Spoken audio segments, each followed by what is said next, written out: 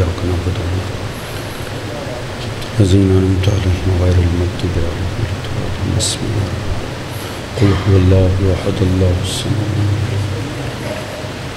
بسم الله الرحمن الرحيم قل هو الله بسم الله الرحمن الرحيم قل هو الله لم يكن له كفوا كذلك الله. السلام علیکم ورحمۃ اللہ وبرکاتہ. استغفر اللہ ربی واتوب الیہ. اعوذ باللہ من الشیطان الرجیم. بسم اللہ الرحمن الرحیم. یا من ذکرہ شرف للذاکرین الحمد للہ رب العالمین الذی لم یتخذ صاحبۃ ولا ولدہ ولم یکن لہ شریک فی الملک ولم یکن لہ ولی من الذل وکبرہ تکبیرا.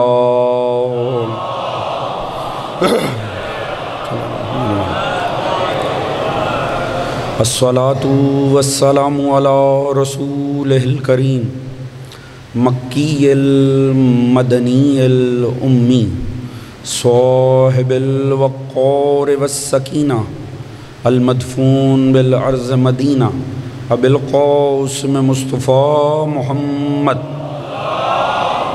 صلی اللہ علیہ وسلم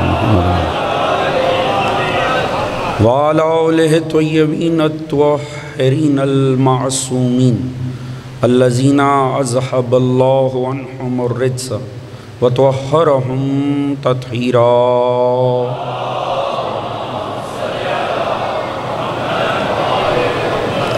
اما بعد فقد قال سبحانہ بسم اللہ الرحمن الرحیم. احسب الناس ان یترکوا ان یقولوا آمنا وهم لا یفتنون وَلَقَدْ فَتَنَّ الَّذِينَ مِن قَبْلِهِمْ فَلَيَعْلَمَنَّ اللَّهُ الَّذِينَ صَدَقُوا وَلَيَعْلَمَنَّ الْكَاذِبِينَ. درود بر محمد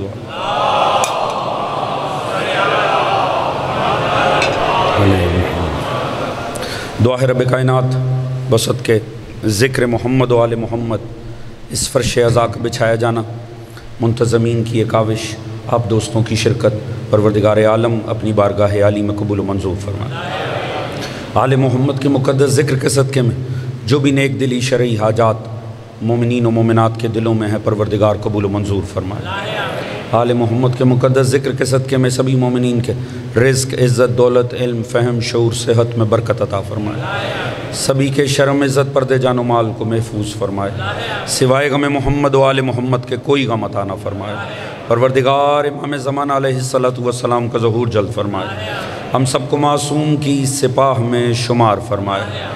تمام مومنین جہاں کو آپس میں اتفاق، اتحاد، پیار، محبت، خلوص، اخوت، مودت کی دولت عطا فرمائے.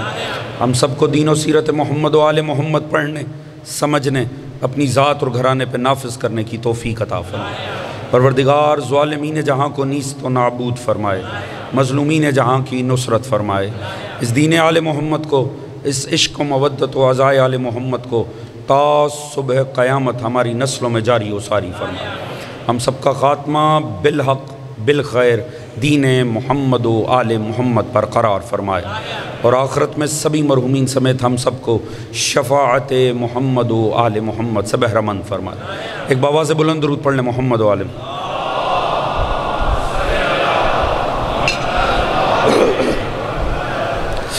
اجازت ہے جی بات کا آغاز کیا جائے.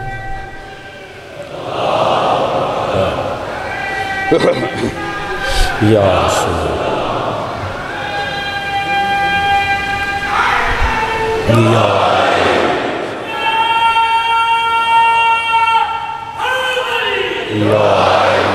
جزاک اللہ. اجازت ہے جی بات کا آغاز کیا جائے. حضرات سامعین، قرآن اور آزمائش کے عنوان سے اس سلسلہ مجالس کی یہ ہماری دوسری نشست ہے. جو کل کی تمہیدی مجلس میں مطالب عرض کیے، یقیناً اس کا کوئی نہ کوئی خاکہ آپ کے اذہان میں محفوظ ہوگا. حضور گزارش کی کہ پروردگار عالم یہ واضح فرما رہا ہے کہ میں آزماؤں گا. ہر وہ جو دعویٰ ایمان کرے گا پروردگار اس کے اس دعوے پر اسے آزمائے گا، تاکہ یہ دیکھا جا سکے کہ دعویٰ ایمان میں سچا کون ہے اور دعویٰ ایمان میں جھوٹا کون سا۔ حضور اور لازم ہے کہ پروردگار جب آزمائے گا تو وہ فرما رہے میں ایسے ہی آزماؤں گا جیسے میں نے پچھلوں کو آزمایا تھا۔ یعنی ماضی میں جو اقوام گزری ہیں، انبیاء گزرے ہیں، ان کا ہمارا ایک ربط ہے آپس میں۔ اگر ربط نہ ہوتا تو وہ قرآن، وہ ہدایت کی کتاب جو میرے اور آپ کے لیے آئی تھی، اس کا بڑا حصہ گزشتہ افراد کے قصوں پر مبنی نہ ہوتا۔ یہ قرآن میں جو اتنا زیادہ تفصیل سے اللہ رب العزت نے گزشتہ انبیاء کو کوٹ کیا ہے، اس کا مطلب ہے کوئی تو ربط ہے ان کے اور ہمارے مابین۔ فقط قصے سنانا، فقط اس طرح کی گفتگو پیش کرنا وہ پروردگار کا مقصد ہو بھی نہیں سکتا، بلکہ سورہ ہود میں ارشاد خداوندی بھی ہے وَكُلُّ نُقَصُّ عَلَيْكَ مِنْ أَنْبَاءِ الرُّسُلِ مَا نُثَبِّتُ بِهِ فَوَادِقَ وَجَاءَكَ فِي هَٰذِهِ الْحَقُّ وَمَوْعِظَةٌ وَذِكْرَىٰ لِلْمُؤْمِنِينَ۔ پروردگار نے فرمایا حبیب یہ جو ہم آپ کو قصے سناتے ہیں، نُقَصُّ عَلَيْكَ، اللہ نے خود انہیں قصص قرار دیا ہے، انہیں کہانیاں قرار دیا ہے، واقعات۔ پروردگار فرماتا ہے یہ جو ہم آپ کو قصے سناتے ہیں تو یہ عبث نہیں ہے، بلکہ اس کا مقصد ہے۔ وہ مقصد کیا ہے؟ اس کے ذریعے ہم آپ کے دل کو مضبوط کرتے ہیں۔ مَا نُثَبِّتُ بِهِ فَوَادِقَ، اس کے ذریعے ہم آپ کا دل مضبوط کرتے ہیں۔ وَجَاءَكَ فِي هَٰذِهِ الْحَقُّ، اور اس کے ذریعے ہم حق آپ تک پہنچاتے ہیں۔ وَمَوْعِظَةً وَذِكْرَىٰ لِلْمُؤْمِنِينَ، اس میں مومنوں کے لیے نصیحت کا باب ہے۔ چلیے سادگی سے عرض کروں گا، بالیدہ فکر افراد ہیں، ایک بات تو واضح ہو گئی، ہر وہ واقعہ جو مومنوں کے دلوں کو مضبوط کرے، جو مومنوں تک حق پہنچائے، جس میں مومنوں کے لیے نصیحت ہو، اسے بار بار صبح قیامت تک دہرانا بھی تقاضائے قرآن ہے۔ توجہ فرما رہے ہیں حضور؟ تو حضور یہ ہماری مجالس بھی اصل میں اسی آیت کی ایک تفسیر ہو رہی ہے۔ تو حضور اس کا مطلب ہے ربط ہے نا، تو ہمیں اس ربط پہ غور کرنا چاہیے۔ تو اسی لیے میں نے کل عرض کیا تمہیدی مجلس میں، آج زیادہ دوست اول موجود ہیں اس لیے میں دوبارہ سے تھوڑا سا ریکال کروا دوں پہلے سے موجود دوستوں کو۔ میں نے اسی لیے عرض کیا پچھلوں کو پڑھے، تو جب ہم نے پچھلوں کو پڑھا تو اللہ نے سب سے زیادہ بنی اسرائیل کا اور حضرت موسیٰ کا واقعہ کوٹ کیا۔ اس کا مطلب ہے کہ یہ ربط زیادہ ہے، ہمیں سمجھنا چاہیے۔ کیوں سمجھیں؟ تاکہ پڑھیں انہیں اور اپنے امتحان کو سمجھتے چلے جائیں، تاکہ امتحان میں کامیابی حاصل کریں۔ اللہ نے ہمیں تعارف کروایا، کل میں نے عرض کیا اللہ نے فرعون کا تعارف کروایا، وہاں سے اللہ بات کا آغاز کرتا۔ ہمیں کہتا ہے میں تمہارے لیے نتلو علیکا، میں تمہارے لیے یہ روایت کرنے جا رہا ہوں۔ کس کس کا واقعہ؟ موسیٰ و فرعون، موسیٰ کا اور فرعون کا، مگر بات چھیڑی فرعون کی۔ پروردگار نے فرمایا ان فرعون علا فی الارض، فرعون نے زمین پر ظلم و ستم مچا رکھا تھا، غدر مچا رکھا تھا۔ کرتا کیا تھا؟ وَجَعَلَ أَهْلَهَا شَيْعًا، وہ لوگوں کو گروہوں میں بانٹ دیتا تھا۔ يَسْتَضْعِفُ طَائِفَةً مِّنْهُمْ، وہ ان میں سے ایک پہ ہاتھ رکھتا تھا، ایک کو دباتا تھا۔ يُذَبِّحُ أَبْنَاءَهُمْ وَيَسْتَحْيِي نِسَاءَهُمْ، وہ بیٹوں کو قتل کر دیتا تھا اور بیٹیوں کو زندہ چھوڑ دیتا تھا۔ اس میں شک ہی کوئی نہیں ہے، کانا من المفسدین، بدبخت بہت ہی بڑا مفسد تھا۔ تو حضور اللہ نے جو فرعون ہمیں متعارف کروایا ہے، اس فرعون کی کچھ خصلتیں ہیں۔ میں نے اسی لیے کل کی تقریر میں عرض کیا کہ جہاں بھی کوئی فرعون بیٹھا ہوگا تو معاشرے میں دو فیکٹر لازمی موجود ہوں گے، ایک تفرقہ، ایک دہشت گردی۔ اب چاہے آپ فرعون سے ان دونوں کو پہچان لیں یا ان دونوں چیزوں سے وقت کا فرعون پہچان لیں۔ توجہ فرما رہے ہیں جی؟ لازم ہے کہ جہاں کوئی فرعونی نظام ہوگا وہاں یہ دو کام ہوں گے۔ چلیں یہاں تک پچھلی تقریر تمام ہوئی، اب یہیں سے ربط میں آگے بڑھتے ہیں۔ چلو یہ تو فرعون کر رہا تھا، فرعون تو یہ تمام ظلم کر رہا تھا، خالق کیا کر رہا تھا؟ پروردگار کیا کر رہا تھا؟ جب فرعون بیٹھا ظلم کر رہا تھا تو پروردگار کی کیا پلاننگ تھی؟ آیا کوئی کاؤنٹر اسٹریٹجی تھی؟ پروردگار نے فرعون کو کاؤنٹر کرنے کے لیے کوئی پالیسی بنائی تھی؟ پروردگار فرماتا اگلی ہی آیت میں وَنُرِيدُ أَن نَّمُنَّ علی الذی نستضعف فی الارض ونجعلہم ائمہ ونجعلہم الوارثین۔ پروردگار نے فرمایا وہ تو یہ کچھ کر رہا تھا اور ہمارا بھی ارادہ ہے، ہمارا بھی ارادہ ہے، وہ جنہیں زمین میں ضعیف کیا گیا ہے ہم انہیں طاقت عطا کریں، انہیں امام قرار دیں اور زمین کا وارث قرار دیں۔ توجہ فرما رہے ہیں جی؟ پروردگار بتا رہے دیکھو وہ تو یہ کچھ کر رہا تھا، اب تمہارے رب کی کیا پالیسی ہے؟ میرا ارادہ ہے۔ اچھا کمال ہے پروردگار، وہ کر رہا ہے، تیرا فقط ارادہ ہے۔ حضور وہ علی کل شیء قدیر بھی نہ۔ اب کیا ہے کہ کیفیتوں کی نسبتیں توحید پر دی نہیں جا سکتی، مگر اگر عامیانہ انداز میں بات کروں تو پروردگار بھی اپنی خدائی سے لطف اندوز ہوتا۔ پروردگار فرما رہا ہے وہ یہ کچھ کر رہا تھا، میرا بھی ارادہ ہے۔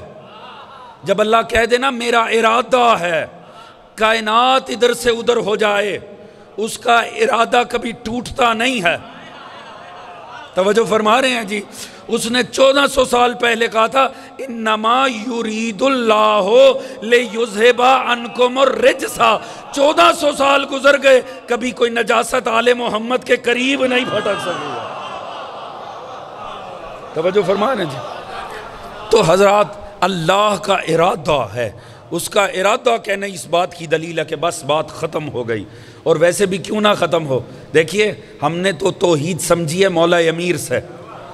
مولا امیر فرما رہے ہیں میں نے رب کو پہچانا اپنے ارادوں کے ٹوٹنے سے۔ آپ کے خیال میں علی اپنا نقص بیان کر رہے ہیں؟ نقص اور علی کا تو آپس میں تعلق ہی کوئی نہیں ہے۔ مولا بتانا چاہتے تھے جس کے ٹوٹ جائیں وہ مخلوق ہوتی ہے، جس کا کبھی نہ ٹوٹے وہ خالق ہوتا ہے۔ سلامت رہیے، سلامت رہیے، سلامت رہیے، سلامت سلامت۔ یا علی یا علی، سلامت رہیے گا۔ توجہ فرما رہے ہیں حضور؟ حضور مولا امیر بتا رہے جس کا کبھی نہ ٹوٹے وہ خالق کی ذات ہے۔ تو حضور پروردگار نے، اب دیکھیں اس کی خدائی ہے نا، علی کل شیء قدیر، وہ فرما رہے میرا ارادہ میں کیا کروں گا، وہ جنہیں زمین میں ضعیف کیا گیا ہے میں انہیں طاقت عطا کروں اور اس زمین کا وارث قرار دوں۔ دیکھیے دوستو تھوڑی سی جزویات اس لیے بیان کرتا ہوں تاکہ جو جوان ہیں اور بچے ہیں انہیں بھی پتہ چلے کہ دین میں ہم تک کیا کچھ پہنچا ہے۔ یہ جو سورہ قصص میں نے آپ سے کل ریکویسٹ کی تھی کہ اس کی ابتدائی 30-35 آیات کو اگر آپ ترجمے سمیت پڑھ لیں گے آپ کو اس اشرے کا انشاءاللہ لطف ہی کچھ اور محسوس ہوگا۔ حضور یہ آیتیں بہت گہری ہیں اور ہم سے بڑا تعلق رکھتی ہیں۔ یعنی ایک روایت دیکھیے گا، آپ جانتے ہیں کہ رسول خدا صلی اللہ علیہ وآلہ وسلم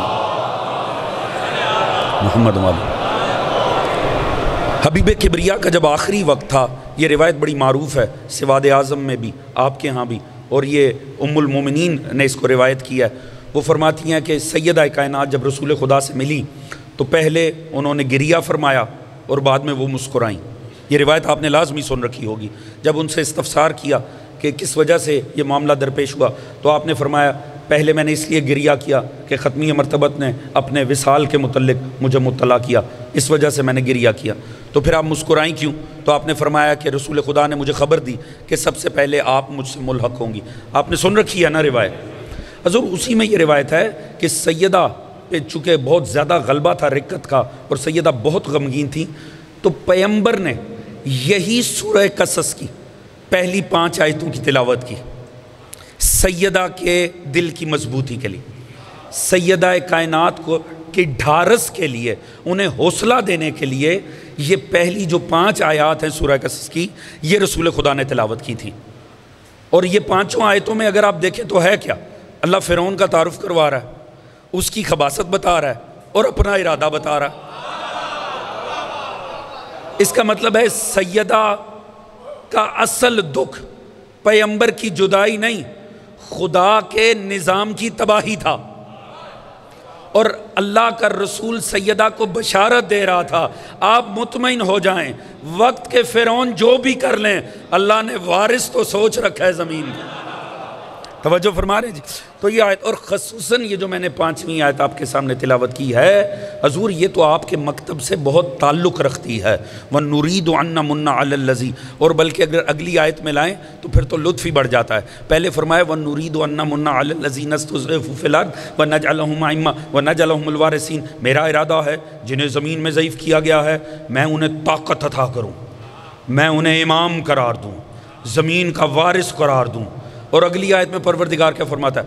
وَنُرِيَ فِرْعَوْنَ، ذرا لطف لیجئے گا قرآن کا. وَنُرِيَ فِرْعَوْنَ وَحَامَانَ وَجُنُودَهُمَا مَا كَانُوا يَحْذَرُونَ، اور میں دکھاؤں فرعون کو اور یہ جو اس کے ساتھ دوسرا ہے نا حامان، اسے وَجُنُودَهُمَا، اور ان کے چیلوں کو میں انہیں وہ ضرور دکھاؤں گا جس سے یہ ڈرتے ہیں. ما کانو یحذرون. یہ فرعون منحوس کا ایک بڑا مسئلہ ہے، یہ کبھی اکیلا نہیں ہوتا، اس کا ایک حامان بھی ساتھ میں ہوتا ہے، ایک چھوٹا فرعون بھی ساتھ ہوتا ہے. اور صرف یہ نہیں ہوتے، وَجُنُودَهُمَا، اور نہ ان کے اور بھی لشکری ہوتے ہیں. اور یہ سب سے منحوس طبقہ ہے کیونکہ اس کی ساری فرعونی انہی کے سروں پہ چلتی ہے. اگر انہیں غیرت آ جائے نا تو فرعون اپنے گھر سے بھی نہ نکل سکے. توجہ ہے جی. پروردگار فرما رہا ہے مطمئن ہو جو میرا ارادہ ہے میں انہیں ضرور وہ دکھاؤں گا ما کانو یحذرون، جس سے یہ ڈرتے ہیں. اس کا مطلب ہے فرعون کتنی ہی طاقت میں کیوں نہ ہو مطمئن نہیں ہوتا، اللہ اسے کسی آنے والے معصوم سے ڈرا کے رکھتا ہے. بات پہنچ رہی ہے کہ نہیں پہنچ رہی ہے حضور؟ تو حضور پروردگار فرما رہا ہے میں نے. اب کمال یہ ہے اس آیت کا، جو یہ آیت بہت لازمی، 2-3 آیات آج کی مجلس میں آپ کے سامنے تلاوت کرنے کا شرف حاصل کروں گا. ہر شیعہ بچے کو یہ آیتیں یاد ہونی چاہیے کیونکہ یہ پرخطر ترین ماحول میں مومنوں کے دلوں کی ڈھارس بنیں گی. رسول نے سیدہ کے دل کی ڈھارس کے لیے یہ آیت پہلی میں نے آپ کے سامنے عرض کر دی، سورہ قصص کی 5ویں آیت، جس میں اللہ نے فرمایا میں زمین کا وارث بناؤں گا کسے؟ جنہیں میں امام قرار دوں گا اور زمین کا وارث بناؤں گا. سادگی سے عرض کروں، اگر توجہ ہو تو آپ نے تھوڑا میرا ساتھ دینا ہے. ایک بات تو طے ہے، یہ زمین بے وارث نہیں. توجہ ہے جی. ایک بات تو طے ہو گئی، زمین بے وارث نہیں. پروردگار فرماتا ہے میں جنہیں زمین میں ضعیف کیا گیا ہے انہیں طاقت عطا کروں گا، زمین کا وارث بناؤں گا. دوستو ایک ویلڈ کویسچن، ایک جائز سوال ذہن میں تو آتا ہے، یا اللہ اتنی حسین تو نے دنیا بنائی، اتنے خوبصورت بحر و بر، یہ بنائے کن کے لیے ہیں؟ کیا یہ اسی لیے ہیں کہ ہر دور کے فرعون راج کرتے رہیں، ظالم اور فاسق اقتدار میں رہیں، مظلوم پستے رہیں؟ بھئی سوال تو جائز ہے نا. پروردگار یہ تو نے اتنی حسین دنیا بنائی ہے، پر ہم نے تو یہی دیکھا ہے نمرود اقتدار میں ہوتا ہے، ابراہیم آگ میں جاتا ہے، فرعون راج کرتا ہے، موسیٰ جلا وطن ہو جاتا ہے، یزید جیسے تختوں پہ بیٹھتے ہیں، حسین جیسے قتل گاہوں میں چلے جاتے ہیں. تو سوال تو بنتا ہے کہ پروردگار یہ اتنی حسین دنیا کیا تو نے ان ظالموں اور فاسقوں کے لیے بنائی ہے؟ مجھے ایمان سے بتا، اگر اس دنیا میں کوئی انقلاب واقعہ نہ ہوا اور صورتحال منقلب نہ ہوئی، اسی طرح کہیں دنیا کا دی اینڈ ہو گیا کہ ظالم راج کرتے رہے، مظلوم پستے رہے، کیا یہ خدا کے لیے زیبا ہے؟ پوری توجہ چاہوں گا. حضور اللہ رب العزت نے سورہ انبیاء کی 105ویں آیت، یہ دوسری آیت ہے جو آپ نے اپنے بچوں کو لازمی یاد کروانی. سورہ انبیاء، پچھلی سورہ قصص کی 5ویں، یہ سورہ انبیاء کی 105. ارشاد خداوندی ہے بسم اللہ الرحمن الرحیم، وَلَقَدْ كَتَبْنَا فِي الزَّبُورِ مِن بَعْدَ الذِّكْرِ أَنَّ الْأَرْضَ يَرِثُهَا عِبَادِيَ الصَّالِحُونَ. اللہ نے فرمایا تورات کے بعد زبور میں بھی میں نے یہ بات لکھ دی ہے، اس زمین کے وارث ہوں گے میرے نیک افراد. توجہ ہے جی. عباد صالح، میرے صالح عباد، شریف عباد، نیکوکار عباد اس زمین کے وارث ہوں گے. یہ جب اللہ لفظ استعمال کرے نا لکھ دیا ہے، اس سے مراد ہوتا ہے واجب ہو جانا. کتب علیکم الصیام کما کتب علی الذین من قبلکم لعلکم تتقون، تم پہ روزے لکھ دیے ہیں۔ لکھنے کا مطلب ہوتا ہے واجب ہو جانا، اس کا مطلب ہے اس زمین کے مقدر میں واجب ہے۔ یہ جو بیٹھے ہوئے ہیں نا، یہی نہیں بیٹھے رہیں گے۔ بات پہنچ رہی ہے جی؟ اس زمین کے مقدر اتنے خراب نہیں ہیں کہ اس پہ فرعون و نمرود۔ چلیے مثال بڑی عامیانہ ہے، عامیانہ ضرور ہے، صرف سمجھانے کے لیے، کیونکہ بڑی تعداد جوانوں کی موجود ہے۔ دیکھیں ہم 1-1.5 گھنٹے کا کوئی ڈرامہ دیکھتے ہیں، مووی دیکھتے ہیں، اس میں کیا ہوتا ہے؟ میں کوئی پروموٹ نہیں کر رہا ہوں، صرف مثال دینے کے لیے عرض کر رہا ہوں۔ اس میں دکھایا کیا جاتا ہے؟ بعض منفی کریکٹر ہوتے ہیں، کچھ مثبت کریکٹر ہوتے ہیں۔ سارے ڈرامے میں وہ ظالم مظلوموں کو مارتے رہتے ہیں، آخری 10 منٹ میں صورتحال بدل جاتی ہے۔ وہ جو مظلوم ہوتا ہے وہ کامیاب ہو جاتا، جو ظالم ہوتا ہے وہ ذلیل ہو جاتا ہے۔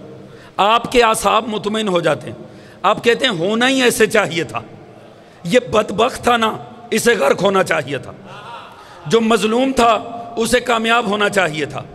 اچھا اگر کسی ایسے موقع پہ دی اینڈ ہو جائے کہ ظالم کامیاب اور مظلوم بیچارہ ماری جائے، مجھے ایمان سے بتائیں آپ کس پہ تنقید کریں گے؟ آپ کہیں گے یہ ڈائریکٹر کے ذہن میں کتنی نیگیٹیوٹی تھی، کتنا منفی ذہن تھا، دیکھو مظلوم کو مروا دیا، ظالم کو کامیاب کر دیا۔ مجھے ایمان سے بتائیے گا جو نتیجہ ہمیں 1 گھنٹے کے ڈرامے میں قبول نہیں ہے وہ دنیا کا کیسے ہو سکتا ہے؟ اگر کسی ایسے موڑ پر دنیا اختتام ہو گئی کہ فرعون بیٹھے رہے، مظلوم پستے رہے، تو الزام کس پہ جائے گا؟ کائنات کے ڈائریکٹر پہ۔ وہ واضح فرما رہا ہے کہیں ہولناک سین دیکھ کے ڈر نہ جانا، ابھی دی اینڈ نہیں ہوا، یہ دی اینڈ ہوگا ہی نہیں جب تک ظالم ذلیل نہ ہو گئے، میرے امام زمین کے وارث نہ ہو گئے۔ توجہ فرما رہے ہیں؟ اللہم صلی علی محمد وعلی۔ تو ایک بات تو طے ہے، اس زمین کے وارث اللہ کے بنائے نیک افراد ہوں۔ کوئی جتنے بھی ظلم ہو جائیں دنیا میں، یہ دنیا تب تک اختتام نہیں ہوگی جب تک اللہ کے بنائے۔ مگر اب یہاں سوال یہ ہے، پروردگار نے ان کی ایک ہی نشانی بتائی، فرمایا وہ جنہیں زمین میں ضعیف کیا گیا، میرا ان کے بارے ارادہ ہے کہ میں انہیں طاقت عطا کروں گا۔ تو حضور پرابلم یہ ہے کہ بعد سرکار رسالت ایک نہیں 2 امامت کے سلسلے ہیں جو چلتے ہیں۔ ایک جس کی بنیاد رکھی گئی عقیدہ عدم استخلاف کے اوپر کہ رسول خدا نے کسی کو اپنا جانشین نہیں بنایا، لہٰذا یہ معاملہ امت کے ارباب حل و عقد کے اوپر ہے، یعنی صاحبان فکر، اصحاب دانش وہ اکٹھے ہوں گے، وہ طے کریں گے۔ ایک مکتبہ امامیہ کا نظریہ ہے، یعنی عقیدہ استخلاف، کہ اللہ کے نبی نے اللہ کے حکم سے اپنے وارث کی پہچان کروائی ہے۔ ہمارا ایسا عقیدہ نہیں ہے کہ اللہ کے نبی نے بنایا ہے، نہیں، اللہ کا نبی بھی نہیں اختیار رکھتا کہ وہ اپنا وارث بنا سکے۔ یہ اختیار فقط اس کا ہے جس نے سب سے پہلے کہہ دیا تھا انی جاعل فی الارض خلیفہ۔ ہمارا یہ عقیدہ ہے جب بھی بناتا ہے خدا بناتا ہے، نبی بھی فقط اعلان کرتا ہے۔ بات پہنچ رہی ہے نا دوستان عزیز؟ ہمارے عقیدے میں یہ کام صرف ذات توحید کا ہے۔ تو اب یہ سوچنے والی بات ہے، جو اختیار اللہ نے اپنے نبی کو نہیں دیا، وہ اختیار اللہ کہیں کسی پنچایت کو بھی نہیں دے سکتا ہے۔ یہ اختیار فقط توحید کا ہے کہ وہی بنائے گی۔ دوستان عزیز، اب معاملہ یہ ہے، آج کی تاریخ میں تو دونوں ہی سلسلے ضعیف ہیں، آج کی تاریخ میں تو دونوں ہی سلسلے ضعیف ہیں۔ وہ جو من جانب اللہ تھا وہ بھی کمزور پڑ گیا، ائمہ شہید کر دیے گئے۔ وہ جو دوسرا سلسلہ اجرا ہوا تھا وہ بھی چلتا رہا، کمال عطا ترک نے آ کے اس کو بھی ٹھکانے لگا دیا۔ تو آج کی تاریخ میں تو دونوں ہی ضعیف ہیں۔ اب پوچھئے نا قرآن سے، قرآن کہتا ہے میں ریوائیول دوں گا، اس سلسلے کو میں لے کر آؤں گا جنہیں زمین میں ضعیف کیا گیا۔ تو اب قرآن سے ہی وضاحت مانگنی چاہیے کہ آخر پروردگار تو کس سلسلے کو دوبارہ لے کر آئے گا، کیونکہ پیچھے مڑ کے دیکھو تو 2 سلسلے ہیں اور دونوں ہی بڑی امید میں ہیں۔ ایک پردہ غیبت ہٹنے کا انتظار کر رہے ہیں، دوسرے بھی کچھ نہ کچھ ہر دفعہ کوشش کر لیتے ہیں کبھی کسی ملک میں کبھی کسی ملک میں، کوششیں جاری رہتی ہیں۔ تو یا اللہ تو کسے لے کر آئے گا؟ اب یہ تیسری آیت ہے، اس آیت کو ذہنوں میں بٹھائیے گا، اپنے بچوں کو یاد کروائیے گا۔ یہ ہے سورہ مبارکہ نور کی 55ویں آیت۔ اس میں آ کے اللہ نے ساری بات ہی کھول دی، اور اب مجھے آپ کی خصوصی توجہ چاہیے۔ پروردگار نے فرمایا بسم اللہ الرحمن الرحیم، وعد اللہ الذین آمنوا منکم وعملوا الصالحات لیستخلفنہم فی الارض کما استخلف الذین من قبلہم۔ سنو میرا وعدہ ہے تمام صاحبان ایمان سے، میں تمہیں ضرور خلیفہ دوں گا جیسے میں نے پہلے دیے تھے۔ آپ حضرات غور فرما رہے ہیں کہ نہیں حضرت؟ میں یہاں بیٹھے ہوئے دوستوں سے چاہوں گا تھوڑی سی توجہ۔ پروردگار فرما رہا ہے، میں نے صرف ترجمہ پیش کیا ہے، اگر آپ ترجمے پہ ہی غور کریں تو بڑا لطف ہے۔ پروردگار فرما رہا ہے میرا وعدہ ہے میں تمہیں ضرور خلیفہ دوں گا جیسے میں نے پہلے دیے تھے۔ اس کا مطلب ہے کوئی سلسلہ خلافت تھا جسے اہل زمین نے نہیں بنایا تھا، اگر بات پہنچ رہی ہو حضور۔ کوئی ایسا سلسلہ تھا جو اللہ نے اجرا کیا تھا، اسے زمین میں ضعیف کیا گیا۔ پروردگار فرما رہا ہے میں اسے ریوائیول دوں گا، کما استخلف الذین من قبلہم، انہیں لے کے آؤں گا جنہیں میں نے پہلے بنایا تھا۔ اب پروردگار فرماتا ہے جب میں اسے لے کر آؤں گا تو دنیا میں کیا فرق آئے گا؟ کیا دنیا پہ فرق پڑے گا؟ وَلَا يُمَكِّنَنَّ لَهُمْ دِينَهُمُ الَّذِي ارْتَضَىٰ لَهُمْ۔ پروردگار فرماتا ہے سنو، جب میں اسے لاؤں گا نا، میں اسے اس دین میں طاقت عطا کروں گا جس دین سے میں اللہ راضی ہو گیا۔ اب ہوگا کیا؟ وَلَا يُبَدِّلَنَّهُمْ مِنْ بَعْدِ خَوْفِهِ أَمْنًا، دنیا کا سارا خوف میں امن سے تبدیل کر دوں گا۔ یعبدوننی لا یشرکون بی شیئا، میں سارا شرک پلینٹ ارتھ سے مٹا دوں گا، میری عبادت ہر جگہ پر ہوگی۔ توجہ فرما رہے ہیں جی؟ اس کا مطلب ہے جب اللہ کے نظام کا وارث آئے گا تو اس پلینٹ پر دو تبدیلیاں آئیں گی، ایک خوف امن سے بدل جائے گا، ایک شرک عبادت سے بدل جائے گا۔ اس دنیا کا سب سے بڑے یہی دو مسئلے ہیں۔ اس دنیا کا سب سے بڑا مسئلہ یہ نہیں ہے کہ صاف پانی نہیں مل رہا، کھانے کو روٹی نہیں مل رہی۔ اصل ظلم یہ ہے جس مقصد سے انسان کو بھیجا تھا، انسان وہ مقصد ہی بھول گیا۔ اللہ نے فرمایا تھا وَمَا خَلَقْتُ الْجِنَّ وَالْإِنسَ إِلَّا لِيَعْبُدُونِ، میں نے تمہیں بندگی کے لیے بنایا، اسے بنایا تھا بندگی کے لیے، یہ استکبار کرنے لگا۔ اس پلینٹ کا اصل بڑا مسئلہ ہے جس مقصد کے لیے انسان آیا، انسان اپنا مقصد ہی بھول گیا۔ اللہ نے فرمایا مطمئن رہو، جب میرے نظام کا وارث آئے گا سارا شرک مٹ جائے گا، ہر جگہ میری عبادت اور بندگی ہوگی۔ خوف، یہاں کون ایسا ہے جو خوف زدہ نہیں ہے؟ کسی کو بیماری کا خوف ہے، کسی کو اولاد کا خوف ہے، کسی کو سسٹم کا خوف ہے، یہاں ہر شخص خوف زدہ ہوا بیٹھا ہے۔ حضور پروردگار فرما رہا ہے مطمئن رہو، جب میرا وارث آئے گا نا بنایا ہوا زمین کا، سارا خوف امن سے تبدیل ہو جائے گا۔ اس کا مطلب ہے پلینٹ کے سارے مسئلوں کا حل زمین کے وارث کے پاس ہے۔ اگر بات پہنچ رہی ہو تو میرا ساتھ دیجیے گا حضور۔ اس کا مطلب ہے از روئے قرآن اس پلینٹ کے جو بڑے دو مسئلے ہیں ان کا حل کس کے پاس ہے؟ وارث زمین کے پاس۔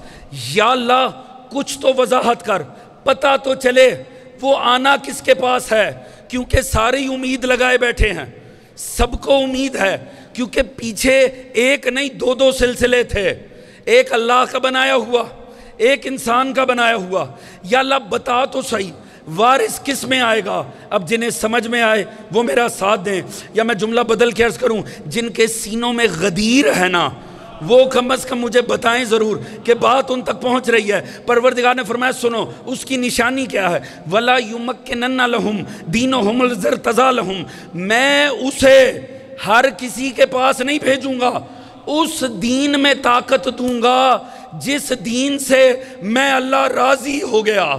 اللہ نے کبھی کسی دین سے راضی ہونے کی بات نہیں کی، فقط ایک مرتبہ ایسا ہوا، اعلان غدیر خم ہوا، اللہ نے فرمایا الیوم اکملت لکم دینکم واتممت علیکم نعمتی ورضیت لکم الاسلام دینا۔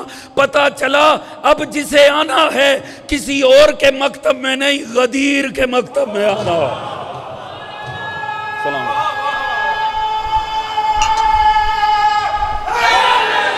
یا علی، سلامت یا علی، سلامت رہیے،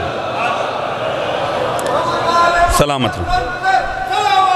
اللہ صلی علی محمد وآل محمد وعجل۔ بات پہنچ رہی ہے دوستان عزیز، یہ زمین بے وارث نہیں ہے، اور ایسا نہیں ہے کہ پالیسیاں فرعونوں کی رن ہو رہی ہیں۔ خدا کا اپنا سسٹم ہے، اس کا اپنا ارادہ ہے، اس نے اس زمین پر اپنے نظام کو ریوائیول دینا ہے۔ وہ لے کر آئے گا اپنے نمائندے کو جو اس زمین کے سارے مسئلوں کا حل ہوگا، اور وہ اس دین میں آئے گا جس سے اللہ راضی ہو گیا۔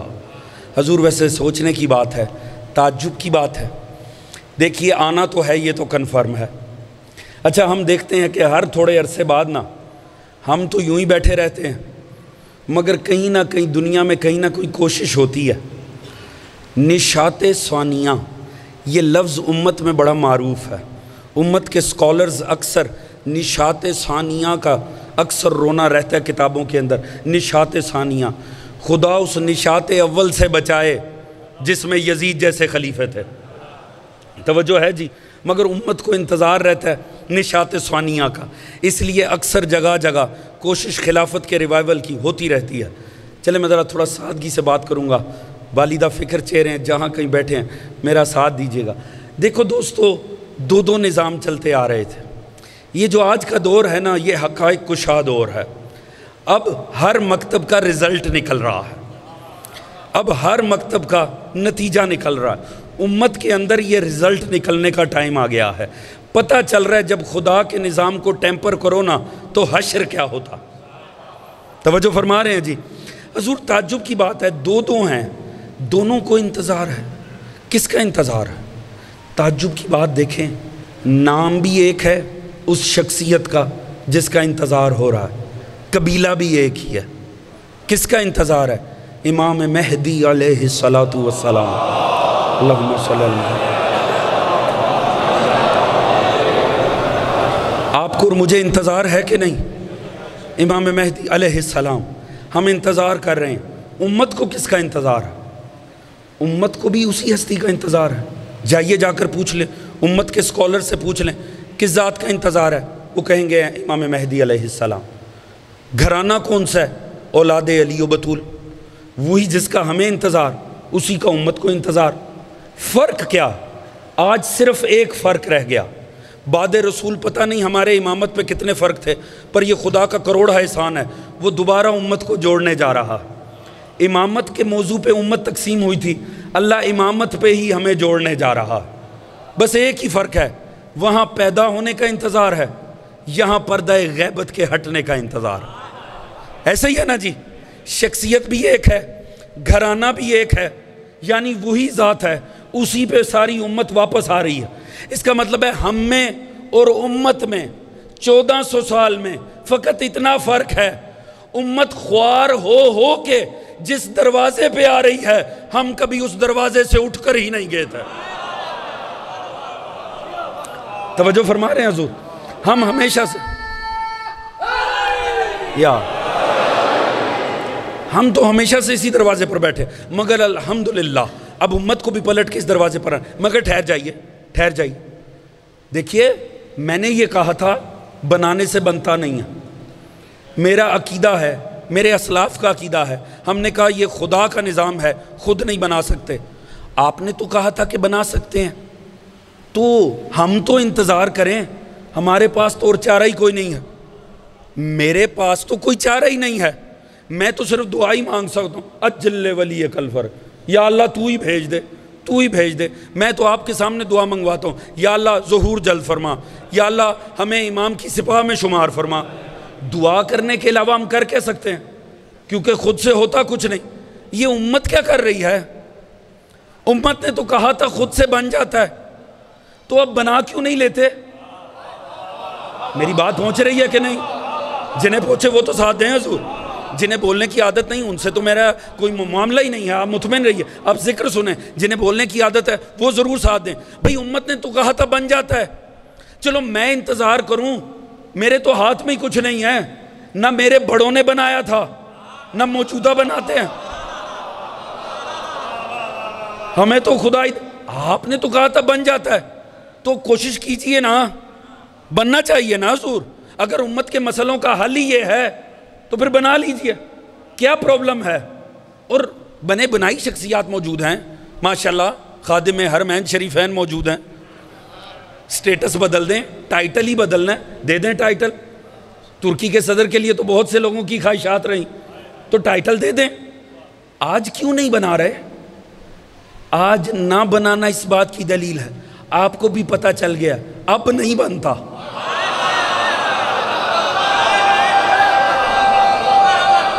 سلامت یار، دیکھیں میں کوئی زیادتی پہ مبنی بات نہیں کر رہا ہوں بھئی، جو جس کا اصول ہے میں اسی کی بات کر رہا ہوں نا، حضور بنا لیجئے نا۔ اور دیکھیں آج تو سوشل میڈیا ایرا ہے، دنیا گلوبل ویلیج میں بدل گئی ہے، کیا پرابلم ہے؟ انٹرنیٹ موجود ہے، ایک کروا لیا جائے۔ جتنا آپ امت کا مزاج بتاتے ہیں سمجھتے ہیں، مجھے ایمان سے بول کے بتائیے گا، آج اگر ریاض میں کسی کو خلیفہ بنایا جائے، جامع ازہر اسے تسلیم کرے گا؟ اگر جامع ازہر کسی کو خلیفہ بنائے، ریاض اسے قبول کرے گا؟ عراق اور افغانستان میں تو کوششیں ہو ہی چکی ہیں، کتنوں نے مان لیا، اور خدا نہ کرے کبھی کوئی پاکستان میں بنائے۔ توجہ فرما رہے ہیں جی؟ آج پلینٹ ارتھ پہ 1.5 سے 2 ارب مسلمان ہے، تو کریے نا ریفرینڈم، بنا لیجئے نا، ہمیں انتظار کرنے دیں، آپ بنائیں۔ اب سب کو پتہ ہے اب نہیں بنتا، تو حضور ایک جملہ معترضہ ہی صحیح، پھر اس غریب مسکین قوم کا کیا قصور ہے؟ ہم تو پہلے ہی کہتے تھے جب 1.5 ارب مل کے اس دنیا میں آخری خلیفہ نہیں بنا سکتا تو چند بدو مل کے پہلا خلیفہ کیسے بنا سکتا؟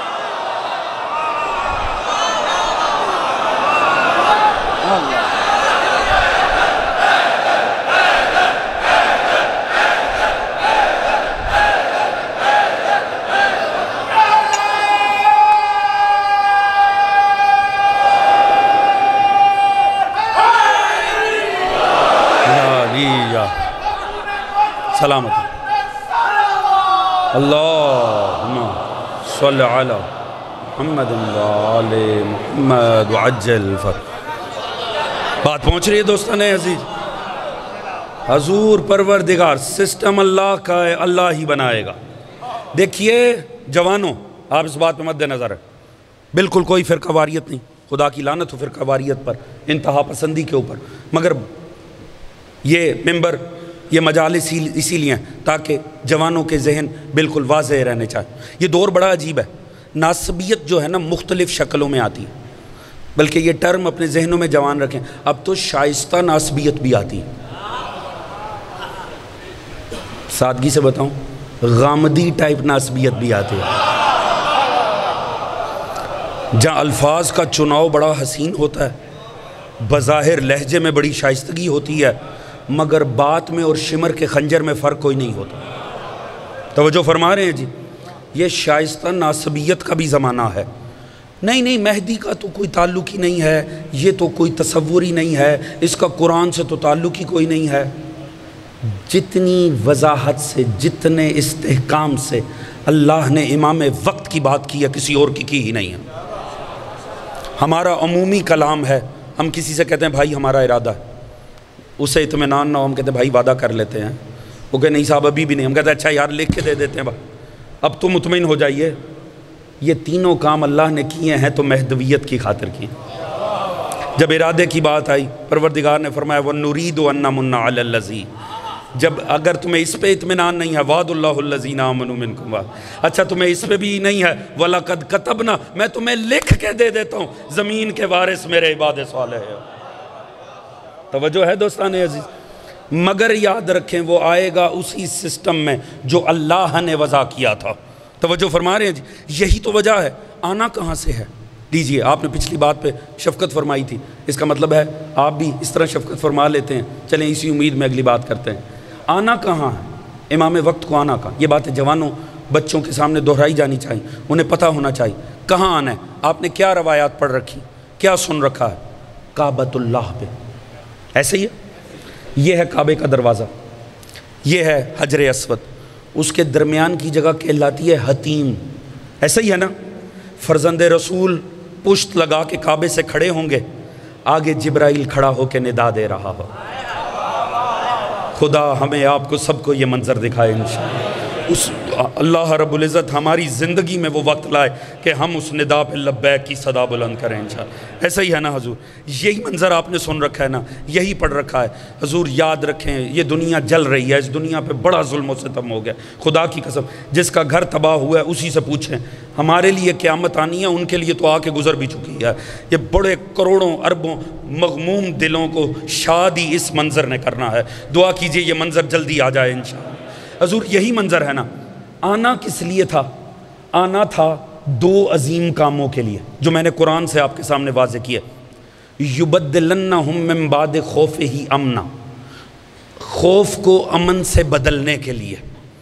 ایک علاقے میں کسی انتظامیہ سے پوچھیں اگر خوف کو مٹانا ہونا کتنی جدوجہد کرنی پڑے گی، کتنے لفنگوں بدماشوں کو ٹھکانے لگانا پڑے گا، تو سوچیں پوری دنیا سے خوف مٹانا ہے۔ خوف خود سے نہیں ہوتا، کچھ ہوتے ہیں جنہوں نے خوف بنایا ہوتا ہے، کیونکہ ان کا کاروبار ہی خوف میں پھیلتا ہے۔ اس کا مطلب ہے جو ہستی آئے گی انہیں ٹھکانے لگائے گی تو امن ہوگا۔ بات پہنچے، میرا ساتھ دیجئے نا حضور۔ یعبدوننی لا یشرکون بی شیئا، اس پورے پلینٹ سے شرک مٹے گا، صرف میری عبادت ہوگی۔ ایک شخص سے ذرا شرک چھڑا کے دکھائیں، آپ کو پتہ چلے یہ کتنا بڑا مرحلہ ہے۔ ایک شخص سے نا ذرا شرک چھڑا کے دکھائیں۔ شرک اس کی محبت کا نام ہے، شرک اس کی عقیدت کا نام ہے، شرک اس کے طرز حیات کا نام ہے، شرک اس کے دین کا نام ہے۔ ایک شخص سے شرک چھڑانا ہونا جدوجہد چاہیے، پورے پلینٹ ارتھ سے شرک کا خاتمہ۔ اس کا مطلب ہے ہر مشرک کو مومن میں بدلنا۔ بات پہنچ رہی ہے؟ کتنا بڑا مرحلہ ہوگا، کتنا بڑا یہ کام ہوگا۔ یہ دونوں کام اس نے کرنے ہیں جس ہستی نے زمین کا وارث بننا ہے۔ سوچیں کتنی طاقت چاہیے ہوگی، کتنا بڑا نظام چاہیے ہوگا یہ دونوں کام کرنے کے لیے۔ ٹھیک ہے، آ کہاں رہے ہیں؟ کعبے پہ۔ میں کہتا ہوں مولا کعبہ تو طاقت کا مرکز ہی نہیں ہے مولا، وہ تو عبادت کا مرکز ہے۔ آپ نے آنا ہے تو طاقت کے مرکز میں آئیں۔ بات پہنچ رہی ہے کہ نہیں حضور؟ پروردگار نے اپنے نمائندے کو بھیجنا ہے اتنی بڑی تبدیلی کے لیے، تو طاقت کے مرکز پر آئیں نا۔ چلیں، میرا تو تعلق ہے مختلف جگہ سے، دعوت ہی دینی ہے، میں کہتا ہوں مولا پینٹاگون آ جائیں، مولا وائٹ ہاؤس پہ آئیں تو بات بھی سمجھ میں آئے، مولا کسی طاقت کے مرکز پر آئیں جہاں سے دنیا چلائی جائے۔ مولا آپ آ رہے ہیں عبادت کے مرکز پہ، وہاں کے لوگوں کی تو آج بھی کوئی حیثیت نہیں ہے، وہ تو اپنی مرضی سے شاید منہ بھی صاف نہیں کر سکتے۔ مولا آپ طاقت کے مرکز چھوڑ کے عبادت کے مرکز پہ آ رہے ہیں، کیا وجہ ہے؟ دوستو جہاں جہاں بیٹھے ہیں بات سمجھ میں آئے میرا ساتھ دیں، میں زحمت تمام کر دیتا ہوں۔ حضور پرابلم ہے، اللہ نے فرمایا تھا وعد اللہ الذین آمنوا منکم وعملوا الصالحات لیستخلفنہم فی الارض کما استخلف الذین من قبلہم، ایسے دوں گا جیسے میں نے پہلے دیے تھے۔ اسی لیے سارا جہان چھوڑ کے کعبے سے آ کر بتائیں گے میں اس سسٹم میں آ رہا ہوں جس کا پہلا بھی کعبے پہ آیا تھا، اس کا آخری بھی کعبے سے آ رہا۔ سلامت۔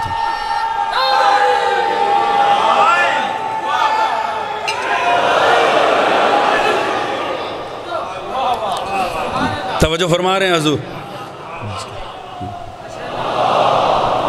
صلی اللہ علیہ محمد۔ جس سسٹم کا پہلا بھی کعبے سے آیا تھا اس سسٹم کا آخری بھی کعبے سے آئے گا تاکہ اللہ کے وعدے کی تکمیل ہو سکے۔ پروردگار کا وعدہ ہے۔ تو حضور میں نے 3 آیات آج کی مجلس میں جو ہدیہ کی ہیں، انہیں آپ نے اپنے یہ ہوم ورک سمجھ لیجئے، اپنے چھوٹے بچوں کو یہ حفظ کروا دیں۔ کون کون سی؟ سورہ قصص کی 5ویں، سورہ انبیاء کی 105، سورہ نور کی 55۔ یاد رکھیں جب تک 5 نہ آئیں دین کا گزارا ہی نہیں ہوتا۔ یہ اس لیے یاد کرا دیں کیونکہ یہ تینوں آیتیں مشکل ترین حالات میں بھی دلوں کی ڈھارس بن جائیں گی۔ اور مطمئن رہیے، گھبرانا نہیں چاہیے مومن کو، حالات جتنے بھی سنگین کیوں نہ ہو جائیں، ہمیں قرآن و اہل بیت سے متمسک رہنا ہے۔ آپ سارا دن بیٹھ کے خبریں سنتے ہیں، سارا دن بیٹھ کے فضول تبصرہ نگاروں کے تبصرے سنتے ہیں، پریشانیاں رہتی ہیں۔ آپ قرآن پڑھیں، آپ کو جلا ہی ملے گی، آپ کو ڈھارس ملے گی۔ اللہ کا نبی ہمیں CNN BBC کے حوالے کر کے نہیں، قرآن و اہل بیت کے حوالے کر کے گیا۔ آپ اپنے آپ کو متمسک کریں قرآن کے ساتھ، مشکل ترین حالات کے اندر بھی انشاءاللہ دلوں کی ڈھارس قرآن ہے۔ پروردگار فرماتا ہے فرعون جو بھی کر لیں، ہمارا یہ سسٹم ہے، ہم نے بھی نظام بنا رکھا ہے۔ انشاءاللہ کل یہیں سے گفتگو کو آگے بڑھائیں گے اور دیکھیں گے ٹھیک ہے یہ دعویٰ تو کر دیا اللہ نے، لاہ عمل کیا ہے؟ آیا قرآن نے کوئی لاہ عمل بھی بنایا؟ اللہ فرعون کے خلاف جب کھڑا کرتا ہے مظلوم کو تو کس شان سے کھڑا کرتا ہے۔ انشاءاللہ ربط میں گفتگو آگے بڑھے گی۔ میں پھر وہی آپ سے ریکویسٹ کروں گا، اگر کر سکتے ہیں، سب کے پاس سیل فونز ہیں، سورہ قصص کی ابتدائی 30-35 آیتوں کو آپ ٹرانسلیشن کے ساتھ، ترجمے کے ساتھ پڑھ کے آئیں۔ ایک درود پڑھیے گا محمد و آل محمد۔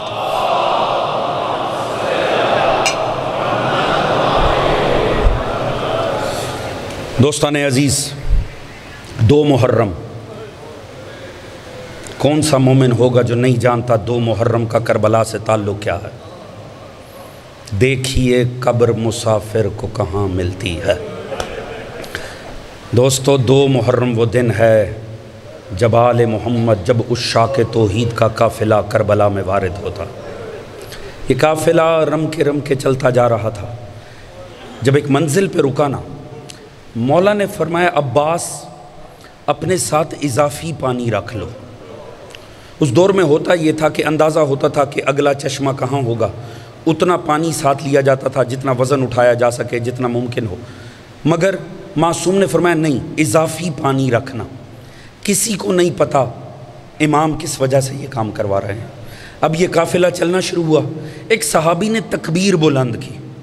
پوچھنے والوں نے پوچھا تکبیر کیوں بلند کی؟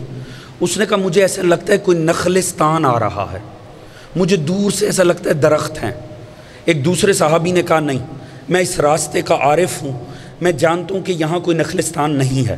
امام نے فرمایا چلتے رہو، اللہ خود وضاحت فرمائے گا۔ حضور تھوڑی دیر آگے گئے تھے، ایک صحابی چیخ کے کہتا ہے انا للہ و انا الیہ راجعون۔ پوچھا گیا کیا ہوا؟ اس نے کہا وہ جو نخلستان لگتا تھا نا، وہ نیزوں کی نوکیں ہیں۔ بس وہ نیزے آل محمد کے قریب آ رہے ہیں جنہوں نے اکبر کے سینے کو زخمی کرنا ہے۔ بس وہ نیزے آل محمد کے قریب آ رہے ہیں جنہوں نے آل محمد کے بچوں کو سواریوں سے گرانا ہے۔ وہ نیزے نزدیک آ رہے ہیں جنہوں نے پہلو امامت کو زخمی کرنا ہے۔ حضور یہ چلتا رہے، تھوڑی دیر بعد ہر کا لشکر سامنے آتا ہے، مگر عجیب حالت ہے، پتہ نہیں کتنی دیر سے صحرا میں خوار ہو رہا تھا امام کے قافلے کو تلاش کرنے میں، لہٰذا زبان کانٹے ہو چکی ہیں، ہونٹ پتھر ہو چکے ہیں، حیوانوں کی زبانیں بھی باہر ہیں۔ مولا نے فرمایا عباس، علی اکبر، ان سب کو پانی پلاؤ۔ یہ ہے کردار حسین، یہ ہے رونے کا مقام، یہ ہے کردار حسین۔ امام نے فرمایا ایک ایک کو پانی پلاؤ۔ یہ وہ پلا رہا ہے جو چند دن بعد بے شیر کو ہاتھوں میں لے کر ایک گھونٹ پانی مانگے گا، کوئی دینے والا نہیں ہوگا۔ دوستو ایک مرتبہ جب سب کو پانی پلا لیا نا، مگر اب ذرا دیکھیں کردار غریب کربلا۔ امام نے فرمایا پانی بچ رہا ہے نا، اب ان تمام سواریوں کو پانی پلاؤ، ان حیوانوں کو پانی پلاؤ۔ ان کی زبانیں باہر تھیں، اور دیکھیے رونے کے لیے تو یہ جملہ ہی کافی ہونا چاہیے۔ امام نے فرمایا جب تک جانور سیراب ہو کر خود نہ منہ ہٹا لے تب تک اسے پانی پینے دینا۔ یہ وہ کہہ رہا ہے جس کے بچے پیاسے مارے گئے، جس نے کربلا میں 7 استغاثے بلند کیے، جن میں سے 4 میں پانی مانگا مظلوم کربلا۔ جب سب کو پانی پلا دیا، حتیٰ میں نے اس حد تک بزرگ علماء سے سنا، انہوں نے کہا کہ معصوم نے دیکھا حیوان نا شدت تپش سے، ریت اتنی تپ رہی تھی کہ اپنے سموں کو اٹھا رہے تھے، معصوم نے فرمایا بچا ہوا پانی ان کے سموں پہ ڈال دو۔ یہ ہے کردار غریب کربلا۔ دوستو ہو گیا، اتنے میں ہور آگے بڑھا، ہور نے آگے بڑھ کے لجام فرس میں ہاتھ ڈالا، امام کو جلال آ گیا۔ امام نے فرمایا ہور تیری ماں تیرے غم میں بیٹھے۔ امام کا جھٹکنا تھا، آگے سے ہور کو بھی جلال آ گیا۔ اس نے کہا فرزند رسول، اگر اس بھرے عرب میں کسی اور نے مجھ سے یہ کہا ہوتا میں اسے پلٹ کے بڑا جواب دیتا، مگر اس میں کوئی شک نہیں ہے آپ کی ماں زہرا سے بڑھ کے کائنات کی کوئی ماں آئی تھی۔ اللہ اکبر۔ ہور کا یہ جملہ نہیں تھا، ہور کا مقدر بدل رہا تھا۔ جناب زہرا کا احترام کیا کیا، ہور کا مقدر ہی بدل۔ امام نے جھٹک دیا، امام نے سواری کو آگے بڑھایا۔ مقدر شناس سواری حسین کی آگے بڑھ رہی ہے، ایک جگہ آ کر سواری ٹھٹک کے رک گئی، بالکل خود ہی رک گئی۔ راوی کہتے ہیں معصوم نے کوشش کی، سواری آگے نہیں بڑھی۔ امام نے سواری کو تبدیل کیا، 2 3 4 حتیٰ 7 سواریاں بدلی، کوئی سواری آگے نہیں بڑھتی تھی۔ امام نے فرمایا یہاں کوئی نزدیک قبیلہ ہے تو بلا کر لاؤ۔ تھوڑی دیر بعد اہل قبیلہ آئے، پتہ چلا بنی اسد کا قبیلہ ہے۔ معصوم نے پوچھا سنو اس علاقے کا کیا نام ہے، اس زمین کا کیا نام ہے؟ کسی نے کہا مولا، اسے ناصریہ کہتے ہیں۔ آپ نے فرمایا کوئی اور نام؟ کسی نے کہا غازریہ کہتے ہیں۔ فرمایا کوئی اور نام؟ کا شط الفرات کہتے ہیں۔ فرمایا کوئی اور نام؟ ایسا لگتا تھا معصوم کو کسی مخصوص نام کا انتظار ہے۔ اتنے میں ایک ضعیف آگے بڑھا، اس نے کہا فرزند رسول خدا را یہاں سے فوراً چلے جائیں، میں نے اپنے بڑوں سے سن رکھا ہے کوئی نبی یا نبی زادہ ایسا نہیں ہے جو اس زمین پہ وارد ہوا ہو مگر اس پہ مشکل نہ آئی ہو، مولا یہاں سے چلے جاؤ۔ آپ نے فرمایا تجھے اس زمین کا کوئی اور نام بھی پتہ ہے؟ اس نے کہا مولا اسے کرب و بلا بھی کہتے ہیں۔ اتنا سننا تھا، لگام چھٹ گئی مظلوم کربلا سے۔ آپ نے فرمایا عباس یہیں خیمے لگا دو۔ پھر آپ نے کہا جیسی کہا نا عباس یہیں خیمے لگا دو۔ مولا گئے، مولا نے اونٹوں کو بٹھانا شروع کیا۔ جیسے ہی جناب ثانی زہرا بی بی کے قدم زمین سے لگے، بی بی گھبرا گئی، فوراً زمین پہ بیٹھی، خاک کربلا اٹھائی، سونگی پھینک دی، کہا عباس جا کر حسین سے کہو زینب اس زمین پہ نہیں رہے گی۔ کیوں؟ مجھے خاک سے بھائی کے لہو کی خوشبو آ رہی۔ اجرکم اللہ زہرا، یہی حق ہے آل محمد کو رونے کا، یہ رونے کی شبیں ہیں، اپنی آوازوں کو آزاد کیجئے گا۔ مجھے بھائی کے لہو کی خوشبو آ رہی ہے، میں یہاں نہ رہوں گی۔ آ کے جب کہا نا، کیا غربت بھرا جملہ بولا امام نے، کہا عباس جا کے زینب سے کہنا آپ کے بھائی کی زندگی کے سفر تمام ہو گئے، اب حسین کی زندگی میں کوئی اور سفر نہیں ہے۔ کہا بنی اسد والو سنو، میں یہ زمین خرید کرنا چاہتا ہوں۔ امام نے زمین خرید کی، پھر پلٹ کے انہیں ہبا کر دی۔ معصوم نے فرمایا سنو میری چند نصیحتیں یاد رکھنا۔ پہلی، آپ نے فرمایا 11 محرم کو یہاں ہمارے مقدس لاشیں پڑے ہوں گے، یہ لعین اپنے نجس لاشیں دفنا کے چلے جائیں گے، تمہارا کام ہے ہماری قبریں بنانا، ہمارے نشان واضح کرنا۔ دوسری بات، ہماری قبروں پہ کبھی زراعت نہ کرنا، اس زمین پہ کبھی زراعت نہ کرنا۔ اب تیسری بات ایسی ہے، ہر وہ جو زائر کربلا ہے وہ تو ضرور اس بات پہ گریہ کرے گا کیونکہ حسین نے آپ کو یاد کیا ہے۔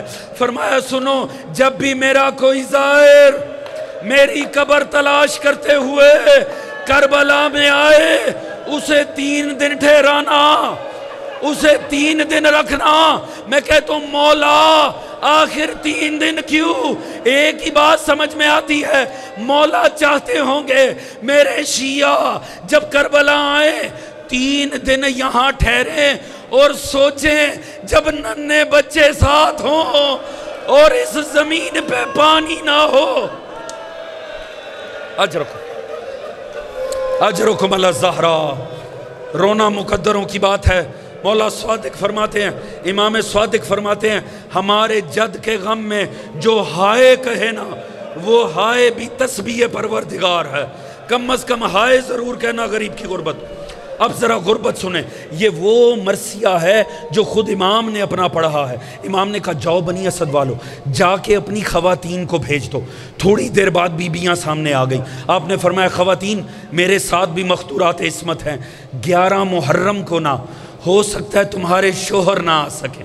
اب ذرا غربت غریب کربلا سنو، کہا تم پانی بھرنے کے بہانے آنا، ہماری لاشوں کو دفنا کے چلے جانا۔ اب ہے غربت کا لمحہ، کہا جاؤ اپنے بچے بھیج دو۔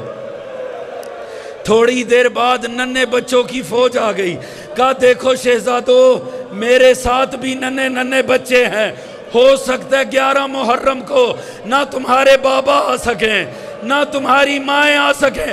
ہائے غربت حسین، کہا کھیلنے کے بہانے آنا، کھیل کھیل میں ہماری لاشوں پہ مٹی۔ کیوں مولا چاہتے تھے کسی طرح میری لاش پہ مٹی آ جائے، زینب نہ دیکھے، مگر ہائے 11 محرم نہ بنی اسد والے آئے، نہ عورتیں آئیں، نہ بچے آئے، زینب لاش پہ آئی۔ زینب نے لاشا دیکھا، تڑپ کے کہتی ہے حل انت آخی، کیا تو